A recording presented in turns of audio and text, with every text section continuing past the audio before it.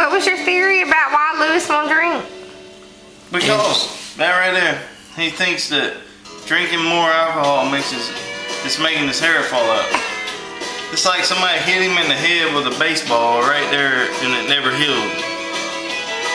But what really happened is he's going bald from back to front now instead of front to back.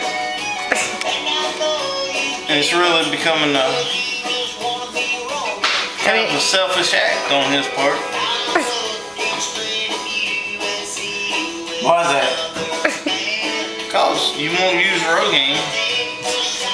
And Rogaine's the number one product on the market to fix that problem. For a young guy like yourself. All you gotta do is just spray a little bit in your hand, rub it in that nice little shiny spot. And it'll start looking more like that. But you keep getting the high and tight and the little edge and eyebrows, wax. No wonder you're going bald. Look at me, I ain't do that shit. My hair is still there. How's it look in the camera? It looks great, babe. That's a badass hair right there. Badass. You look at me, I'm a hairy motherfucker. Turning gray. See them gray hair? Shedding your beard too? That's a golden pleasure. Oh, motherfucker.